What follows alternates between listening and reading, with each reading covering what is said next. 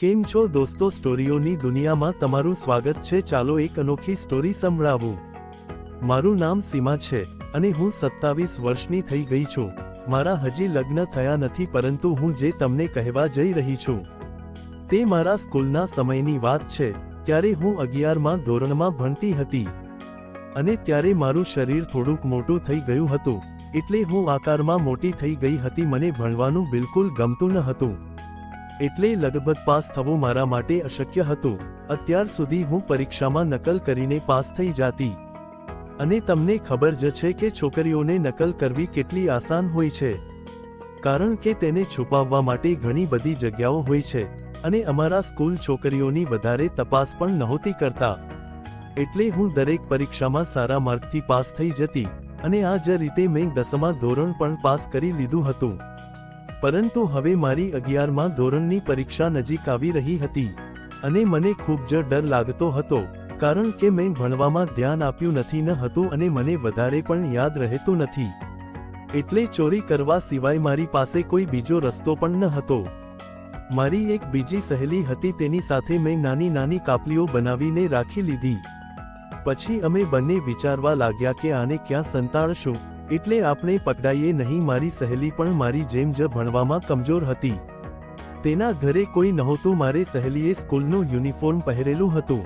અમારી સ્કૂલનું યુનિફોર્મ સફેદ રંગ લાંબી ફ્રોક જેવું હતું, એટલે અમે બંને ડ્રેસની અંદર રબર બાંધીને કાપલી છુપાવી, અને પછી પરીક્ષામાં આરામથી બેસી જતા, અને પછી ફ્રોકની અંદરથી કાપલી આરામથી બહાર કાઢી લેતા, અને થોડી કાપલીઓ અમે છાતી ઉપર પણ છુપાવી દેતા।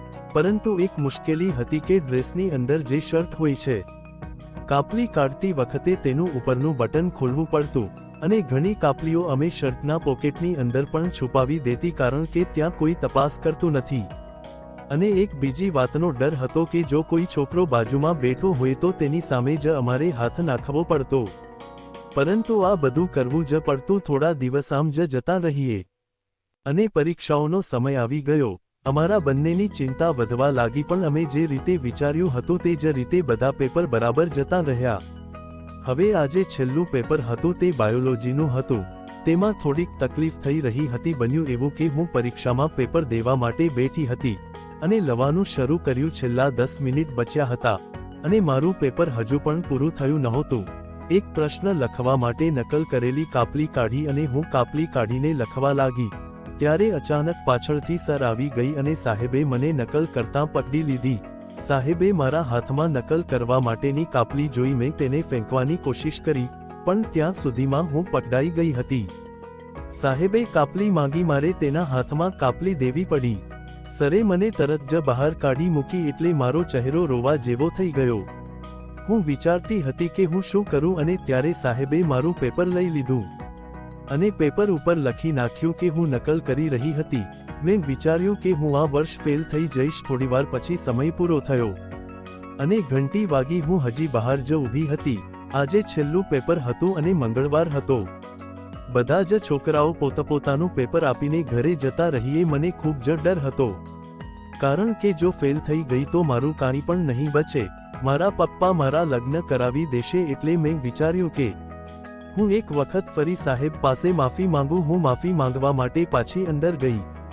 રૂમની ઘણી બધી લાઇટ તો સાહેબે બંધ કરી દીધી હતી, એટલે રૂમમાં અંધારું હતું। રૂમની અંદર કોઈ ન હતું। સાહેબ પેપર વ્યવસ્થિત ગોઠવી રહ્યા હતા।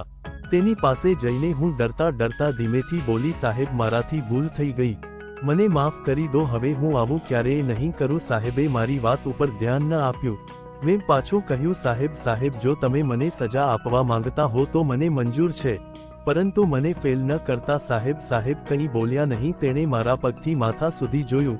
હું 11મા ધોરણમાં હતી, પરંતુ મારું શરીર ખૂબ જ ભરેલું હતું। સાહેબે કહ્યું, તે ભૂલ તો કરી જ, અને આ ભૂલની સજા તો તને મળશે। મેં તેને કહ્યું, સર, તમે જે પણ સજા આપો તે મને મંજૂર છે, પણ મને નાપાસ નહીં કરતો। મારી વાત સાંભળીને સાહેબે કહ્યું, મારી એક શરત છે, જે સજા હું તને આપીશ તેને વિશે તારે કોઈને જણાવવાનું નથી, અને આ વાત આપણા બંનેની વચ્ચે રહેવી જોઈએ। જો તને આ મંજૂર હોય તો હું આના ઉપર વિચાર કરી શકું। સાહેબની વાત સાંભળીને હું ખૂબ જ ખુશ થઈ ગઈ।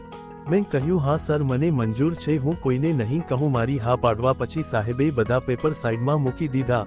તે રૂમમાંથી બહાર ગયા અને આજુબાજુ નજર ફેરવીને પાછા અંદર આવ્યા.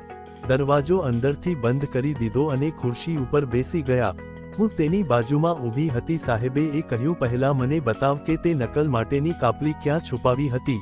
તેની વાત સાંભળીને હું થોડીક ડરી ગઈ. જ્યારે સાહેબે જોયું કે હું ડરી ગઈ છું તો તેણે મારા ખંભા ઉપર હાથ મૂક્યો અને મને આશ્વાસન આપતા કહ્યું, ડરવાની જરૂર નથી, મારી પાસે આવ અને મને બધું વિગતવાર બતાવો. સાહેબે પોતાનો હાથ મારી કમર ઉપર રાખ્યો. મેં સાહેબને કહ્યું, હું મારી નકલની બધી કોપી ડ્રેસની અંદર છુપાવતી હતી અને ઘણી ખરી અહીંના શર્ટમાં છુપાવી હતી. ત્યારે સાહેબે કહ્યું, તું મને દેખાડ, તું કઈ રીતે છુપાવે છે.